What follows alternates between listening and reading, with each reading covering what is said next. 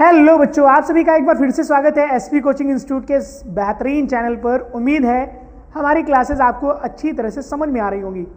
तो फिजिक्स वाली क्लास कैसी लग रही है आपको ज़रूर बताइएगा कमेंट बॉक्स में कि सिविल सर ने आपको फिजिक्स पढ़ाना स्टार्ट कर दिया है और उसमें आपके 2-3 लेक्चर उसमें भी हो चुके हैं। तो फिजिक्स भी आपको अब पढ़ते हुए कैसा लग रहा है, आपका रिविज़न कैसा चल रहा है, ज़रूर बताया करें। अपना जो ओपिनियन हुआ करे या जो भी बात हुआ करे वो ज़रूर हम लोगों को शेयर किया करें। आपकी जो भी परेशानी हुआ करे ज़रूर बताया करें आप। तो आज की क्लास हम श्वसन से प्रारंभ करेंगे, यानी आज हम श्वसन के बारे में पढ़ने वाले हैं। ठीक है, श्वसन के बारे में पढ़ लीजिए अच्छी तरह से। अगर ये टॉपिक आपका एग्जाम में आ जाता है तो आप समझ लीजिए कम से कम ये 3 से 6 नंबर में आ सकता है। ठीक है, आपका जो सबसे ज्यादा नंबर होता है ना, कहते सबसे मैक्सिमम मार्क्स वाला क्वेश्चन जो होता है ना, वो 6 नंबर का आता है। ठीक है, तो चलिए यहां से स्टार्ट करते हैं। यानी कि आज हम पढ़ेंगे किसके बारे में? श्वसन के बारे में। किसके बारे में पढ़ेंगे? श्वसन के बारे में, यानी रेस्पिरेशन।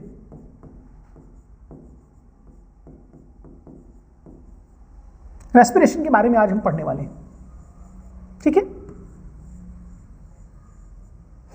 अब देखिए, इससे पहले आपको याद होगा कि हम लोगों ने डाइजेशन पढ़ा था। हमने क्या पढ़ा था? डाइजेशन यानी पाचन पढ़ा था। पाचन में जो पोषक पदार्थ थे वो रक्त में चले गए थे। अब ये रक्त क्या करेगा? पूरे के पूरे सर्कुलेटरी सिस्टम के थ्रू ये पूरे बॉडी में फैलने का काम करेगा। लेकिन अब रेस्पिरेशन को हम पढ़ने जा रहे हैं। रेस्पिरेशन क्या करने जा रहा है? भाई एनर्जी मिलेगी ना हमें। तो मैंने क्या बोला था? मैंने कहा था पाचन से ऊर्जा नहीं मिलती, ऊर्जा मिलती है श्वसन से। ऊर्जा किससे मिलती है? श्वसन से। तो इस बात को बहुत अच्छी तरह से याद रखिएगा। कई बार क्वेश्चन भी पूछ लिया जाता है कि ऊर्जा किससे मिलती है या कैसे मिलती है। तो श्वसन प्रक्रिया के द्वारा क्या मिलती है? ऊर्जा मिलती है। पाचन द्वारा ऊर्जा नहीं मिलती है। ठीक है, तो यहां पर सबसे पहले हम बात करेंगे कि श्वसन क्या है। सबसे पहले क्या करेंगे बात कि श्वसन क्या है। तो श्वसन को समझिए कि अगर इसकी परिभाषा लिखें, ठीक है, तो कहेंगे ऑक्सीजन यानी O2, यानी ऑक्सीजन को लिखेंगे ना ब्रैकेट में, क्या लिखेंगे? ऑक्सीजन को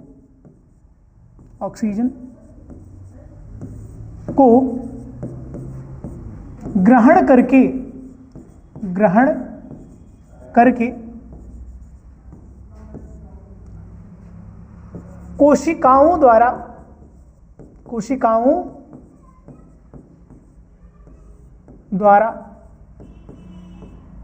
उसका कोशिकाओं तथा ऊतक भी लिख सकते हैं, तथा ऊतक भी कर सकते हैं यहां पर, तथा ऊतकों द्वारा उसका क्या करेंगे? प्रयोग करके भाई जो ऑक्सीजन होगी, जो क्या होगी बेटा? ऑक्सीजन होगी। ऑक्सीजन को ग्रहण करना और कार्बन डाइऑक्साइड को बाहर निकालना। ऑक्सीजन को ग्रहण करना और कार्बन डाइऑक्साइड को क्या करना? बाहर निकालना। लेकिन सिर्फ क्या इतना श्वसन है? नहीं बेटा, इसके अंदर भी यानी शरीर के अंदर भी ऑक्सीजन और कार्बन डाइऑक्साइड के ट्रांसपोर्ट में क्या क्या होता है इसको समझना है, हमें इसको समझना है। ठीक है, तो यहां बोलेंगे कि कोशिकाओं तथा ऊतकों द्वारा उसका प्रयोग करके कार्बन डाइऑक्साइड को बाहर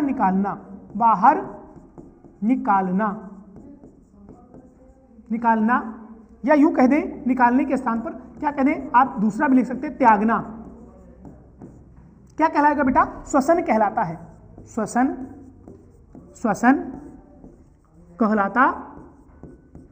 कहलाता है। ठीक है, ऑक्सीजन को ग्रहण करना और कार्बन डाइऑक्साइड को त्यागना ही क्या कहलाता है बेटा? श्वसन कहलाता है। अब यहां पर एक चीज समझिए, देखिए यहां पर क्या क्या होगा वो भी आपको अच्छी तरह से समझना पड़ेगा। देखिए कौन कौन से और कैसे कैसे किस प्रकार से श्वसन होगा। सबसे पहली बात यहां पर हम देखेंगे कि अलग अलग प्रकार के श्वसन, जिससे क्या होगा? ग्लूकोज का विखंडन होगा। ग्लूकोज का जब एक अणु टूटेगा तो एटीपी के रूप में ऊर्जा उत्पन्न होगी। किसके रूप में? एटीपी के रूप में ऊर्जा उत्पन्न होती है। एटीपी क्या है बेटा? उपापचयी जगत का सिक्का है एटीपी। तो एटीपी को लिखेंगे तो एटीपी का मतलब एडिनोसिन, एडिनोसिन, एडिनोसिन, टी मतलब ट्राई, एडिनोसिन ट्राई, पी का मतलब क्या होता है फॉस्फेट, एडिनोसिन ट्राई फॉस्फेट, क्या होता है एडिनोसिन ट्राई फॉस्फेट, बोले तो एटीपी, एटीपी का ये पूरा नाम है एडिनोसिन ट्राई फॉस्फेट। अब हम कहेंगे ये इसका ग्लूकोज का विखंडन कैसे कैसे और किन किन पाथवे द्वारा होगा या किन किन पथों द्वारा या रास्तों द्वारा होगा। देखिए कैसे बनेगी ये ग्लूकोज का विखंडन कैसे कैसे होगा कि कोशिका द्रव्य में कार्बन की संख्या यहां पर कितनी 3, पाइरुवेट और ऊर्जा बनेगी। लेकिन होगा क्या क्या, अगर ऑक्सीजन की उपस्थिति है बेटा, ऑक्सीजन की क्या है सॉरी अनुपस्थिति है, ऑक्सीजन की क्या है अनुपस्थिति, तो यहां पर क्या होगा इथेनॉल बनेगा, कार्बन डाइऑक्साइड बनेगा और ऊर्जा उत्पन्न होती है। ध्यान दीजिए, ध्यान से इस बात को समझिए, इथेनॉल कार्बन डाइऑक्साइड और ऊर्जा उत्पन्न होती है और ये किसमें होता है, ये यीस्ट के किण्वन में होता है। ये कब होगा, यीस्ट के किण्वन के द्वारा जब किया जाएगा। अब ऑक्सीजन का अभाव होगा, मतलब लैक ऑफ ऑक्सीजन, अभाव का मतलब बिल्कुल थोड़ा सा कुछ मात्रा में जब ऑक्सीजन होगा तो कहेंगे कि लैक्टिक अम्ल और ऊर्जा बनेगी, जैसे हमारी मांसपेशियों में, जैसे हमारी क्या होगी मांसपेशियों में, तो वहां पर लैक्टिक अम्ल के कारण ही यहां पर क्या होगा, लैक्टिक अम्ल के कारण ही हमें दर्द महसूस होती है, ये भी याद रखिएगा, इसके कारण क्या होता है दर्द महसूस होती है, पेन होता है, मांसपेशियों में क्या होता है दर्द होता है। ठीक है, अब क्या लैक्टिक अम्ल और साथ में क्या बनेगी ऊर्जा बनेगी, और हमारी ये कहां पर होगी, ये हमारी मांसपेशियों के अंदर, या हम कहते हैं हमारी पेशियों के अंदर कोशिकाओं में होगा। ठीक है, अब हम कहेंगे बनेगा क्या, जब हो गया क्या ऑक्सीजन की क्या होगी बेटा उपस्थिति होगी, तो ऑक्सीजन की उपस्थिति में बनेगा कार्बन डाइऑक्साइड, जल और ऊर्जा। ये हमारे कहां होते हैं माइटोकॉन्ड्रिया में, और माइटोकॉन्ड्रिया में ही तो बनती है ना ऊर्जा, वहीं पे तो बनती है, किस रूप में ATP, adenosine triphosphate, adenosine triphosphate के रूप में बनती है। इसे कहते हैं उपापचयी, उपापचयी जगत का सिक्का। क्या कहते हैं, उपापचयी जगत का सिक्का, यानी इससे भारी मात्रा में ऊर्जा उत्पन्न होती है। ठीक है, तो ये आपको कौन कौन से बताए मैंने कि ऑक्सीजन की अनुपस्थिति में, ऑक्सीजन के थोड़े भाव या बहुत कम मात्रा में जब होगा ऑक्सीजन तब, और यहां पर ऑक्सीजन जब कौन होगा उपस्थित, ऑक्सीजन होगा, तब क्या होगा। याद रखिएगा, डायग्राम आप अच्छी तरह से इसका बनाना सीखिएगा, डायग्राम के थ्रू आप चीजों को और अच्छी तरह से एक्सप्लेन कर पाते हैं और आपको समझ में भी आएगा, और उसके साथ साथ एग्जामिनर भी आपको अच्छे मार्क्स वहां पर देगा।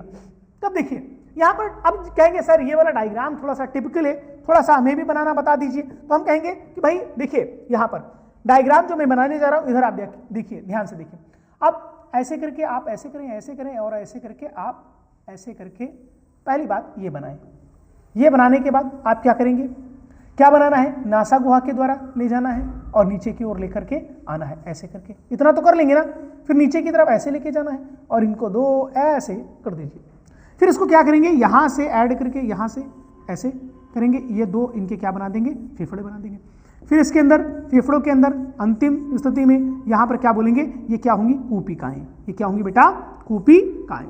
ठीक है, ऐसे करके आप डायग्राम को ड्रॉ कर देंगे, ऐसे करके आप क्या कर देंगे, डायग्राम को ड्रॉ कर देंगे,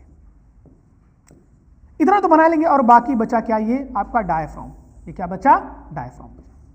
सांस लेने के लिए कभी आपको बेटा सोचना नहीं पड़ता है, सांस लेने के लिए कभी आपको सोचना नहीं पड़ता, लेकिन आप चाहें तो स्वयं से भी, यानी आप सोच समझ सांस भी ले सकते हैं। ठीक है, मतलब हमारा नियंत्रण है भी और नहीं भी, क्योंकि बैक यानी पश्चिम मस्तिष्क में इसके सेंटर उपस्थित होते हैं। ठीक है, जिसके कारण क्या होता है कि हम सांस की प्रक्रिया स्वयं से अपने आप से चलती रहती है। कभी कभी ऐसा नहीं होगा क्लास में पढ़ने के टाइम आपको 15 मिनट के बाद याद आया सांस तो ले ही नहीं पाए, कभी ऐसा हुआ नहीं, ऐसा तो नहीं हुआ होगा। ठीक है, तो कहेंगे कि वहां पर ये कभी ध्यान नहीं होगा कि अभी सांस नहीं लिए, तो वो प्रक्रिया चलती रहती है। एक बात अवश्य याद रखें कि कभी कभी क्या होता है, जैसे हम सांस ना लें तो क्या होगा, कार्बन डाइऑक्साइड बाहर नहीं निकलेगी, ऑक्सीजन अंदर नहीं जाएगी, यानी ऑक्सीजन प्रवेश नहीं करेगी और कार्बन डाइऑक्साइड बाहर नहीं आएगी। और जब कार्बन डाइऑक्साइड बढ़ेगा ना, तो जो पीएच है ना, ब्लड का पीएच चेंज हो जाएगा और कोशिकाएं तुरंत उसके खिलाफ रिपोर्ट दर्ज करती हैं, एफआईआर कर देते, तुरंत ब्रेन को मैसेज भेजती हैं और चट से उसके कान के नीचे लगाती हैं रेस्पिरेशन। तो आप एक बात जरूर याद रखिएगा, कोई भी अपनी सांसों को रोक कर कभी मर नहीं सकता, कि आप अगर ये सोचें कि हम सांस ना लें और मर जाएंगे, तो ऐसा नहीं हो सकता। आप ट्राई करके देख लीजिए, ऐसे सांस, मुंह बंद कर लीजिए, लंबी सांस ले लीजिए खूब भर के, और बस ऐसे ही रुके रहिए। देखिए कब तक आप रुके रहते हैं। अब उसमें क्या हुआ, ऑक्सीजन अंदर जा नहीं रही है, कार्बन डाइऑक्साइड बाहर आ नहीं रही है, level of carbon dioxide body में क्या हो जाएगा, इंक्रीज हो जाएगा, जिससे पीएच में चेंज आ जाएगा, और सेल्स जो होंगी ना, ब्लड में जो सेल्स होती है ना, तुरंत एक्टिवेट हो जाती हैं, और वो ब्रेन को मैसेज करती हैं कि तुम्हें क्या करना है, डायफ्राम को खींच लो, डायफ्राम को क्या कर लो, खींच लो। और खींचेंगे तो हमें जबरदस्ती सांस लेना ही पड़ेगा। इसलिए अपनी सांसों को रोक करके कोई मर नहीं सकता बेटा, इस बात को याद रखिएगा। अब देखिए यहां पर कहेंगे कि कौन कौन से पार्ट, शेप में ले लेते हैं, है ना, यहां पर लाली मेरे लाल की जित देखो तित लाल। हाँ, तो हम कहेंगे यहां पर कौन कौन से पार्ट हैं, बाकी इधर पार्ट आप इधर लिखे हुए हैं, ठीक है। अब देखिए यहां पर क्या कहेंगे, नासा द्वार, क्या कहेंगे बेटा, नासा द्वार। यहां पर कहेंगे पहला कौन हो गया, नासा द्वार। फिर क्या, हम भाई इसमें क्या मुख हुआ दिया गया है, लेकिन नासा द्वार। फिर उसके बाद क्या कहेंगे, ग्रसनी। ग्रसनी के बाद कहां आएगा, ऑक्सीजन, कंठ में। फिर उधर क्या दिखाई दे रहा है आपको, श्वास नली। फिर क्या होंगे, उपास्थि वलय होंगे, ठीक है। उपास्थि क्या होंगे, वलय होंगे, रिंग्स के फॉर्म में होते हैं, वलय का मतलब रिंग होता है, ठीक है। अब देखिए कार्टिलेज रिंग जो होते हैं। अब इसके बाद क्या होंगी, इसके बाद ये दिखा दिया गया है बाहर निकाल करके, एक श्वसनिका को निकाल करके दिखाया गया है, और उसमें दिखाया गया कि कूपिकाएं कहां उपस्थित होती हैं। हालांकि इसके बाद कंठ, और फिर श्वास नली और उपास्थि वलय। फिर देखिए यहां पर कहां भाई, श्वसनी, और फिर कहेंगे क्या, श्वसनिका। फिर इसके बाद क्या कहेंगे भाई, फुफ्फुस नली। फिर इसके बाद कूपिका कोश में, वहां तक पहुंचने का कार्य करती है। तो ये कहेंगे, आप इसको अच्छी तरह से याद रखेंगे। और नीचे की तरफ अभी देखिए उस वाले में मैंने क्या बनाया, डायफ्राम बनाया है ना, तो यहां पर भी लिखा है डायाफ्राम, ठीक है। तो ये पार्ट भी आप अच्छी तरह से याद रखेंगे, श्वसन में ये पार्ट भी आप अच्छी तरह से याद रखेंगे। अब देखिए एक चीज समझिए, अब मैं आपको बताता हूं, चलिए इसी वाले पेज पे बता देता हूं, ज्यादा बेटर रहेगा। हम ले लिए क्या, हम यहां पर कह रहे हैं कि भाई ये हमने बना लिया क्या, ऑक्सीजन। ये हमने क्या बना लिया, O2, यानी O2 क्या करेगी, इन करेगी, और यानी इनहेल करेंगे। एक्सेल क्या होगा, कार्बन डाइऑक्साइड। एक्सेल क्या होगा, कार्बन डाइऑक्साइड। यानी ऑक्सीजन ग्रहण करते हैं और कार्बन डाइऑक्साइड क्या करते हैं बेटा, त्यागते हैं। भाई यही तो है क्या, श्वसन, ठीक है, यही तो क्या है, श्वसन। लेकिन इसके अंदर होता क्या क्या है, अब हम इसको मान रहे हैं क्या, ये क्या है, ऑक्सीजन। ये क्या है बेटा, ऑक्सीजन। अब ये ऑक्सीजन क्या होगा, ये ऑक्सीजन क्या नासा गुहा के द्वारा प्रवेश करता है, और यहां पर बराबर मात्रा में बढ़ जाता है। मतलब यहां पर इक्वल पार्ट में इधर भी जाएगा, और ये क्या इधर भी आएगा, बराबर मात्रा में दोनों भागों में बढ़ जाता है। दोनों भागों में बराबर मात्रा में क्या हो जाएगा, बढ़ जाएगा। कभी आपने ऐसा देखा, जैसे मान लीजिए कि सांस लिया तो ये वाला इधर वाला साइड, इधर वाला फेफड़ा ज्यादा फूल गया, इधर वाला कम हो, या इधर वाला ज्यादा और इधर वाला कम, ऐसा कभी हुआ नहीं, ऐसा नहीं हुआ होगा। दोनों भागों में, चाहे वो दायां फेफड़ा हो या फिर बायां फेफड़ा, दोनों फेफड़ों में समान मात्रा में ऑक्सीजन प्रवेश करती है। दोनों भागों में समान मात्रा में क्या करती है, ऑक्सीजन प्रवेश करती है। इसके बाद जब ये ऑक्सीजन बेटा कहां तक पहुंचेगी, ये ऑक्सीजन पहुंचेगी कहां तक, कूपिकाओं तक। कहां तक पहुंचेगी, कूपिकाओं तक। अब देखिए यहां पर होगा क्या, अब ट्रांसपोर्ट, इनके पास, इनके ऊपर क्या होंगी, रक्त की कोशिकाएं होंगी। तो क्या होगा यहां पर क्या होगा, ऑक्सीजन का लेवल इसके अंदर ज्यादा होगा, इसके अंदर क्या होगा, ऑक्सीजन, इसके अंदर क्या होगा बेटा, ऑक्सीजन। ये क्या होगा, इसके अंदर ऑक्सीजन। तो ऑक्सीजन यहां से कहां आ जाता है, रक्त कोशिकाओं में आ जाता है। मैं रेड कलर की इसको ड्रॉ कर देता हूं, इससे इसको डिलीट कर देता हूं, ये वाला और ये वाला है। अब हम क्या करते हैं, ब्लड सेल्स, इसको बना दिया ब्लड सेल, ठीक है। ब्लड सेल बता रहा हूं, ब्लड वाहिनी, रक्त, क्या कहेंगे, रक्त वाहिनी, ठीक है, रक्त वाहिनी। अब देखिए क्या होगा कि यहां से क्या कर जाएगा, यहां से आ जाएगा इसके अंदर, वो आ जाएगा क्या, ऑक्सीजन इसके अंदर आ जाएगा। अब ये जब ऑक्सीजन इसके अंदर आ जाएगा, ऑक्सीजन जब कहां जाएगा, इसके अंदर आ जाएगा, तो ऑक्सीजन को चाहिए कोई ट्रांसपोर्ट करने के लिए, तो ऑक्सीजन रिएक्ट करता है क्या, ऑक्सीजन बेटा किससे करेगा, ऑक्सीजन क्रिया करेगा किससे, ऑक्सीजन किससे क्रिया करेगा, हीमोग्लोबिन से, हीमोग्लोबिन हीमोग्लोबिन से, ठीक है, हीमोग्लोबिन से। अब बनाएगा क्या? Carboxy haemoglobin. अब देखिए यहां पर कार्बोक्सी हीमोग्लोबिन बनाएगा, अब वो उसको मिल गया, माध्यम मिल गया जिसके ऊपर ट्रैवल कर सकता है, यानी जा सकता है। अब जाएगा, मान लीजिए HbO2 जाता है, क्या जाएगा?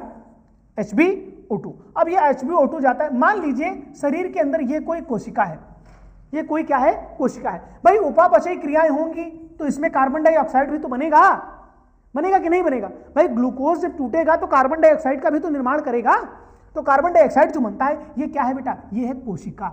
ये क्या है बेटा? ये है क्या? कोशिका। अब ये क्या है? कोशिका। अब ये कोशिका कार्बन डाइऑक्साइड बनाई। अब ये ऑक्सीजन जब जाएगा तो यहां पर Hb+O2 में टूट जाएगा और ये O2 इसको दे देगा और इससे ले लेगा क्या? कार्बन डाइऑक्साइड, ऑक्सी हीमोग्लोबिन, और बनेगा फिर क्या बनेगा? कार्बोक्सी हीमोग्लोबिन, ठीक है। अब जब कार्बोक्सी हीमोग्लोबिन बनेगा तो कार्बोक्सी हीमोग्लोबिन का मतलब यहां पर ये फिर से पुनः वापस लेकर के कहां तक आएगा? ये ब्लड से, कैपिलरी से होता हुआ, और ये चला जाएगा क्या? फिर से वापस हमारे फेफड़ों में आ जाता है और कार्बन डाइऑक्साइड के रूप में इसे त्याग दिया जाता है। इसे किस रूप में? कार्बन डाइऑक्साइड के रूप में क्या कर दिया जाता है? त्याग दिया जाता है। अच्छा हुआ क्या समझिए भाई, ऑक्सीजन कहां से? नासा गुहा से प्रवेश किया, नासा गुहा से प्रवेश किया, और वो गया कहां तक? कूपिकाओं तक, कूपिकाओं तक गया, और कूपिकाओं से वो कहां प्रवेश किया गया? कर गया रक्तवाहिनी में, रक्तवाहिनी में प्रवेश कर गया, और रक्तवाहिनी में प्रवेश करने के बाद वो कहां गया? किससे क्रिया किया? ऑक्सीजन किससे क्रिया किया? हीमोग्लोबिन से। तो बनाया क्या उसने? HbO2 बनाया। HbO2 बनाने के बाद ये किसको दे दिया? अपना O2 किसको दे दिया? यानी किसको दे दिया बेटा? कोशिका को दे दिया। कोशिका को दे दिया, बचा कौन? Hb, और कोशिका में कौन था? कार्बन डाइऑक्साइड था। मिल उसे कौन गया? ऑक्सीजन उसे क्या हो गया? मिल गया। ऑक्सीजन उसे क्या हो गया? मिल गया। और बचा क्या उसके पास? जो बचा हुआ था उपापचयी क्रियाओं के फलस्वरूप बना हुआ पदार्थ जो था वो कौन था? Carbon dioxide. अब ये कार्बन डाइऑक्साइड बना तो कार्बोक्सी हीमोग्लोबिन बना। ये कहां तक आया? पुनः फेफड़ों तक। कहां तक आया? फेफड़ों तक, फेफड़ों तक आया। अच्छा, फेफड़ों के आने के बाद ये क्या हुआ? इसे क्या कर दिया गया? त्याग दिया गया। क्या कर दिया गया? त्याग दिया गया। तो यही तो प्रक्रम रहा ना, यही तो क्रम फॉलो करेंगे। मतलब नंबर 1 और उसके बाद 2, फिर क्या करेंगे? 3, फिर उसके बाद 4, फिर उसके बाद 5, और फिर उसके बाद 6, उसके बाद 7, उसके बाद 8, और ये अंततः 9, है ना। तो ऐसे करके क्या होगा? त्याग दिया जाएगा। अगर पीछे वाला आपको चीज, ये पीछे वाली बात आपको नहीं समझ में आई है, मैंने इसको भी समझाया, आप अगर थोड़ा सा क्रिटिकल लगा करें ना, आपको समझ में ना आया करें ना, तो आप थोड़ा सा दोबारा उसको देखा करें, लेक्चर को दोबारा देखेंगे और अच्छी तरह से समझ में आएगा, चीजें और अच्छी तरह से क्लियर हो जाएंगी। मतलब आप वही चीज आपको कॉपी में लिखना है ना, तो अगर एक बार में आप समझ रहे हैं, समझते हुए जा रहे हैं, तो आपको जितने टाइम समझ में आ जाएगा ना, तो आप उसको ऐसे ही लिख सकते हैं बेटा।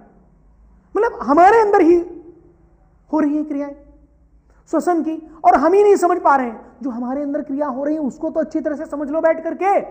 सिर्फ कॉपी और पेन लेकर बैठ जाने से पढ़ाई नहीं होती है। पढ़ाई करने के लिए ध्यान देना पड़ता है कि कहना क्या चाहता है कोई, या कोई टॉपिक कहना क्या चाहता है, ठीक है। तो वो मतलब कॉपी किताब लेकर के बैठने का कोई मतलब नहीं है बेटा, ठीक है। अच्छी तरह से बस पढ़ाई पर फोकस करिए। अब कहेंगे श्वसन, श्वसन के लिए वायवीय तथा अवायवीय श्वसन, मतलब वायु की उपस्थिति में और वायु की अनुपस्थिति में, उसे हम कहेंगे वायवीय तथा अवायवीय श्वसन। इसमें अंतर जानने के बाद हम आज की क्लास को समाप्त करेंगे। तो अगली क्लास में हम एक नए टॉपिक के बारे में पढ़ेंगे, ठीक है। तो आज हम सबसे लास्ट में हम क्या पढ़ेंगे? वायवीय तथा अवायवीय श्वसन। वायवीय श्वसन में देखिए क्या होगा, यहां पर कहेंगे ऑक्सीजन की उपस्थिति में होगा। क्या होगा यहां पर? ऑक्सीजन की उपस्थिति में। और यहां पर क्या होगा? ऑक्सीजन की अनुपस्थिति में। पहले ही बता दिया, वायवीय मतलब ऑक्सीजन की उपस्थिति में, अवायवीय मतलब ऑक्सीजन की अनुपस्थिति में। तो यहां पर कहेंगे ग्लूकोज का पूर्ण अपचयन होता है। क्या होगा? पूर्ण अपचयन होता है, और कार्बन डाइऑक्साइड, पानी और ऊर्जा मुक्त होती है। पहले ही बता चुका हूं, पहले वाली स्लाइड याद कर लीजिए। पहले वाली स्लाइड, अनुपस्थिति में इथेनॉल बन रहा था, लैक्टिक अम्ल बन रहा था लैक ऑफ ऑक्सीजन में, लैक ऑफ ऑक्सीजन में, और जब ऑक्सीजन की उपस्थिति थी तो क्या बन रहा था, कार्बन डाइऑक्साइड। हमारे अंदर क्या बन रहा है, क्या बन रहा है, वायवीय तो श्वसन है, तो बनेगा कार्बन डाइऑक्साइड, जल। अब जब हम सांस लेते हैं ना, कार्बन डाइऑक्साइड बाहर तो निकलता है ना, अब उसके साथ भाप भी तो निकलती है। ऐसे शीशे पे, इस टाइम तो ठंडी का मौसम चल रहा है, ऐसे करिए, शीशे पे देखेंगे ना, बहुत लोग मोबाइल साफ करते हैं, हाँ कहते हैं इससे बड़े सेंट क्या हो सकती है, और क्या बढ़िया अपना किया एक बार बस साफ कर लिए। हाँ तुम मेरे बारे में मत सोचो, मैं भी वैसे ही करता हूँ, ठीक है। तो हम कहेंगे कि पानी ऊर्जा और कार्बन डाइऑक्साइड मुक्त होती है। इसके बाद हम कहेंगे ग्लूकोज का अपूर्ण अपचयन होता है, सॉरी उपचयन होता है, ठीक है, अपूर्ण यहाँ पर उपचयन होता है, जिसमें क्या होगा, एथेनॉल, लैक्टिक अम्ल, कार्बन डाइऑक्साइड और ऊर्जा मुक्त होती है। ये पहले ही बता चुका हूं, ठीक है। हम कहेंगे बहुत सूक्ष्म मात्रा में, या हमने कहा लगभग ना के बराबर, लगभग क्या होगा, ना के बराबर। कहेंगे यह कोशिका द्रव्य में माइटोकॉन्ड्रिया में होता है, पहले ही बताया। कोशिका द्रव्य में उपस्थित कौन है भाई, कोशिका द्रव्य में या फिर माइटोकॉन्ड्रिया में, दोनों में ही हो सकता है, ठीक है। मुख्य रूप से यहाँ किसकी बात करेंगे, माइटोकॉन्ड्रिया की, ठीक है। यह केवल कोशिका द्रव्य में होता है। अब यहां पर कहेंगे अधिक ऊर्जा उत्पन्न होती है, कितने एटीपी, 36 एटीपी का निर्माण होता है, और 2 और बनते हैं, कुल 38, ठीक है। यहां पर लेकिन ये 36 वायवीय श्वसन में कितने 36 एटीपी का निर्माण होता है, जैसे कि मानव में, उदाहरण मानव में, ठीक है। और इधर क्या 2 एटीपी, कुल एटीपी कितने हो गए, अगर कहे वायवीय तथा वायवीय श्वसन में कितने बनते हैं, तो कुल कितने हो गए बेटा 38। ध्यान दीजिएगा वरना नंबर नहीं मिलेगा, नंबर नहीं देगा एग्जामिनर, ठीक है। तो कहेंगे अवायवीय और वायवीय श्वसन दोनों को मिलाकर के कुल भाई 38 कुल, और लेकिन सिर्फ अवायवीय में कितने 2, और वायवीय में कितने 36 एटीपी का निर्माण होता है, तो कम ऊर्जा उत्पन्न होती है। और यहाँ किस में होती है, ये ईस्ट में होती है, ठीक है, ये ईस्ट में होती है। तो उम्मीद है आज की क्लास आपको अच्छी तरह से समझ में आई होगी। तो मिलते हैं हम लोग अपनी अगली क्लास में, तब तक के लिए नमस्कार, धन्यवाद, टाटा, बाय बाय, और लगे रहें, जुटे रहें, करते रहें अपने कार्य को निरंतर, और जिससे आपके आगे आने वाले एग्जाम में आपको चीज़ें और अच्छी तरह से समझ में आए, और वहाँ पर आप लिख पाएँ, अपने रिजल्ट को और अच्छा बना पाएँ, ठीक है। तो मिलते हैं अपनी अगले लेक्चर में। थैंक यू क्लास, आज के लिए इतना ही, थैंक यू सो मच।